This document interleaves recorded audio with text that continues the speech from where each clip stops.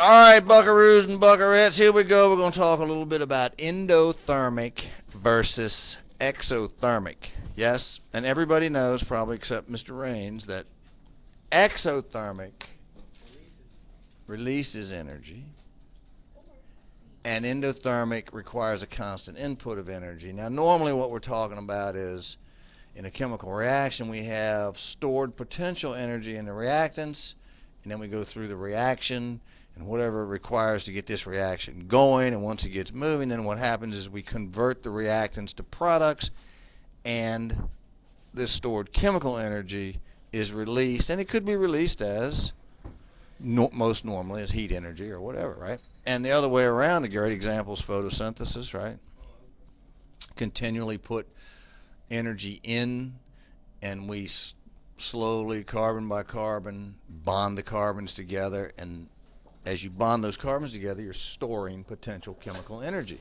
That potential chemical energy is consumed by heterotrophs, and in the mitochondria chemically reacted and releases the stored potential energy in the glucose to do whatever you want to do with it. You could convert it to, mechanical energy to poke a sassy child in the eye, or you could convert it to, mechanical energy to run a sprint or play football or whatever, right? You can convert it to, I don't know, whatever the energy is, some sort of electrical energy to think, right? But anyway, it's a conversion, and it's a constant cycle back and forth. So one is exothermic and one is endothermic. I'm here to try to tell you that there's three ways you need to recognize an exothermic reaction. And the first one is if the energy, which you would notice by the units, would be written at the end of a reaction as a product. Okay? This would be two hydrogen molecules combined with one oxygen molecule to produce two water molecules plus 483.6 kilojoules of energy. Yes? So what temperature would that be? Now, that it doesn't make any difference. Now, what you want to notice here as well is that this energy, if I said we had 9 grams, if I said we had 1 mole of oxygen was converted to water, how much energy is released? Your answer would be 483.6 kilojoules of energy. If I said 1 mole of hydrogen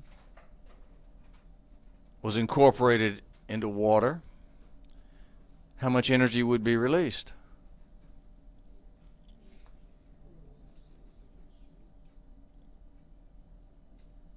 One mole of hydrogen, and this would be just like stoichiometry. Any other operation you do in stoichiometry, you're going to take this unit here, moles of hydrogen is going to be in the denominator, okay? And the unit you want to convert to is going to be in the numerator, and this is 483.6 per 2 moles. So it would be half that amount. Do you see that, Mr. Ratner? You appear to be ignoring me again. Okay? I don't know how many times. This is only a 1-year course. Okay? So that's the first indication. The first way it would be indicated that we have an exothermic reaction. Okay? The second one is not very much different. Is we would write the same reaction, except we would just have a space or a semicolon sometimes, and we would say 2 moles of hydrogen combined with a mole of oxygen to produce 2 moles of water, and the delta H for this reaction is a negative 483.6. Okay? In other words, a negative delta H is another way to indicate an exothermic reaction. Does not mean the energy is negative.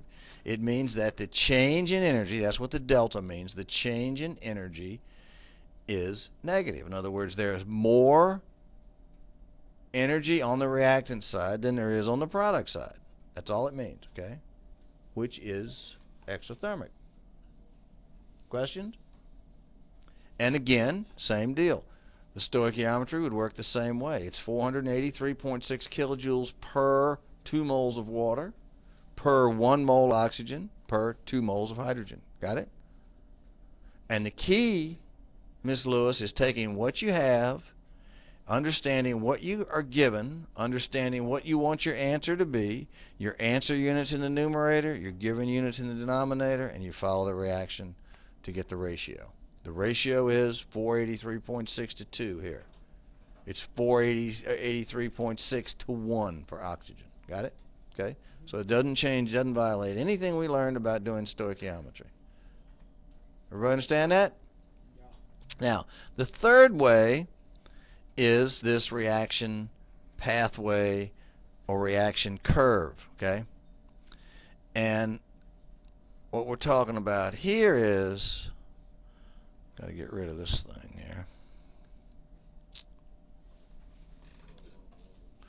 What we're talking about here is on the x-axis, we have energy, and on the y-axis, let's just say for the sake of simplicity, time, okay? And so we're talking about the same thing. Again, we're not saying anything different in any one of these three statements. We're just showing it, we're just saying it in a different way, okay? So we're saying that the reactants start the reaction up here on a higher, with a higher energy level, a higher energy capacity, potential energy, than do the products. Okay? Now this little hump right here is activation energy, okay? And this activation energy is required. We need to apply this activation energy to get to this spot right here, which we call the activated complex. And at that stage, we have the potential to produce product. Okay? We can't produce product at this energy level. We have to come up here to this higher energy state, okay? And the difference between where we are at rest and where we are at the activated complex is the activation energy. Okay? Got it, Mr. Ratner?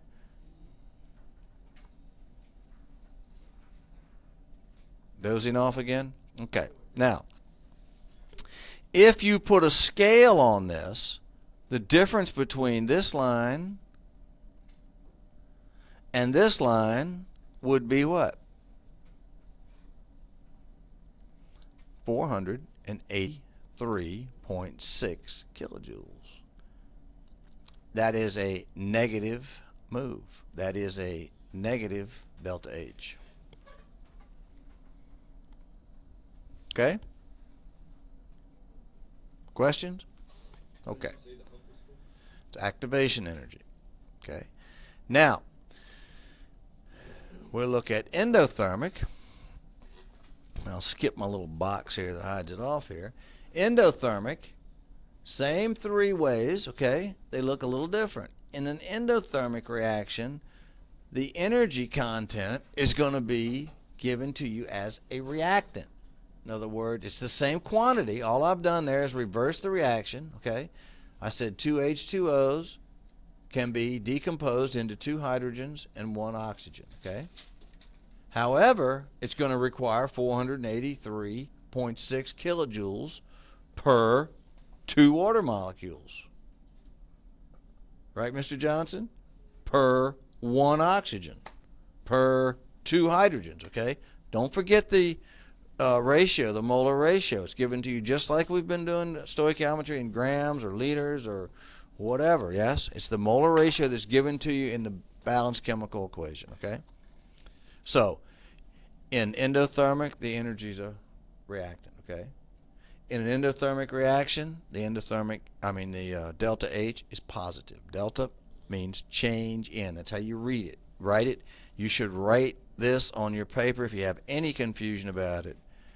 Delta equals change is written literally change in.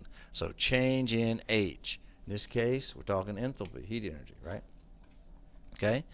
So the other way, and I didn't write this down, I didn't put my semicolon in here. So oftentimes you'll see the reaction and then you'll see a semicolon. Just as often you'll see just a space, okay, on the same line. In other words, this is saying that water is going to be forced to decompose into hydrogen, its constituent elements, hydrogen and oxygen, and the delta H for that is plus 483.6. It's going to require 483.6 kilojoules to accomplish that. Everybody understand that?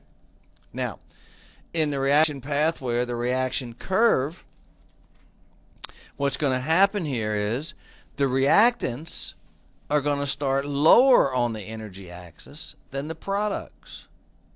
Got it? Yes? The difference between where the reactants are and where the products are, notice I'm drawing this as an up arrow now, is going to be 483.6 kilojoules, right? But now it's a positive move, right? Because we're moving up the energy axis, right? So the delta H is positive.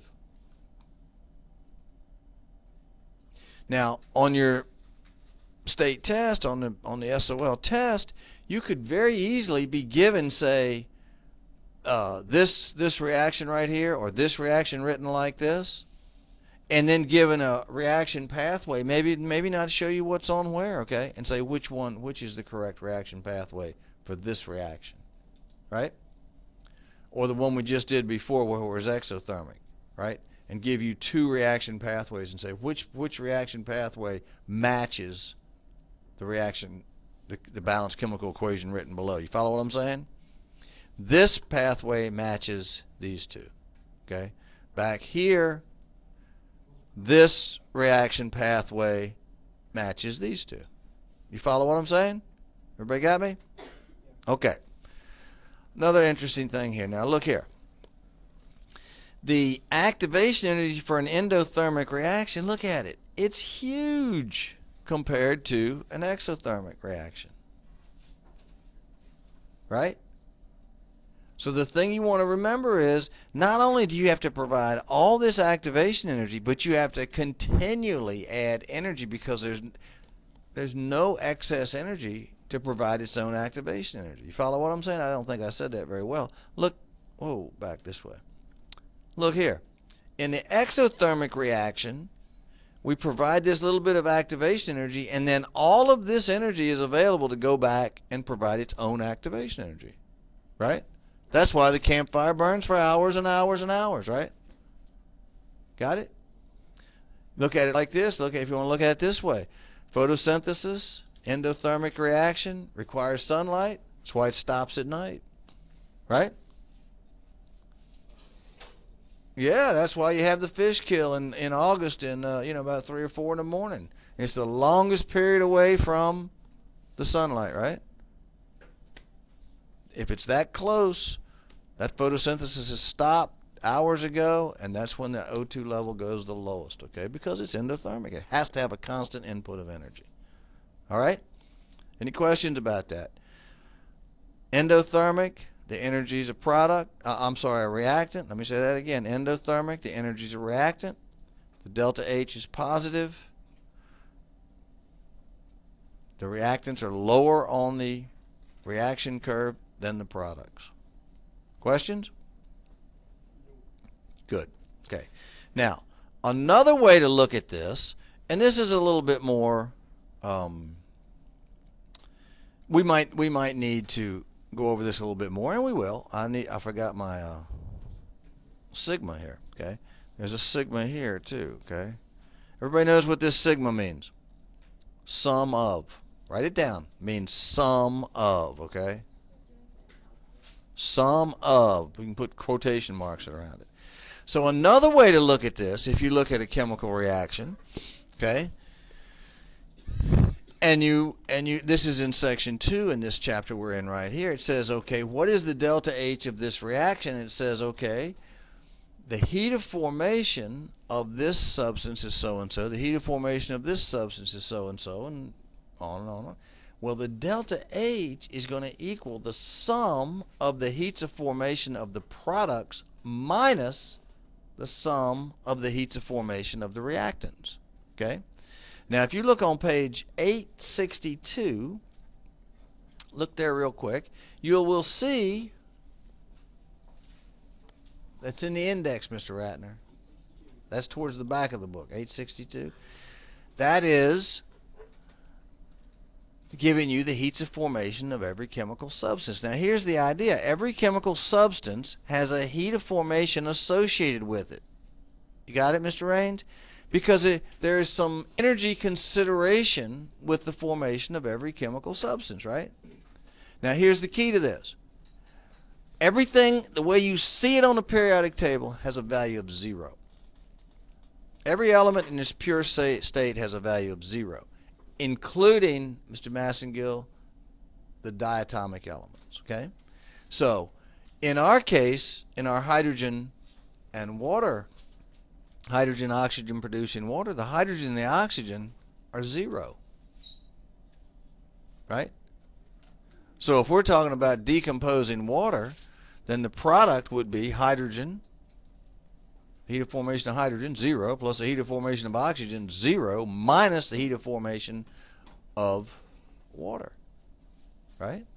And that would give you your delta H.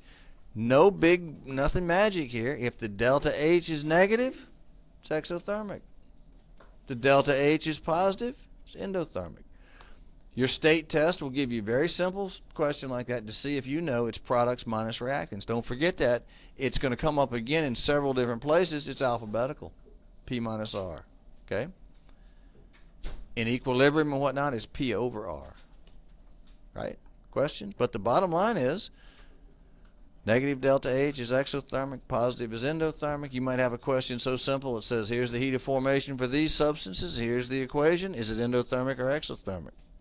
All you got to do is put them together in this formation. Right? Okay. Any questions? Now, just in case you're doing the rat there and sleeping on us, I'm going to record this so you can go look it up and listen to it instead of watching cartoons tomorrow morning. All right? All right. There we go. Don't forget, you are lucky, lucky, lucky.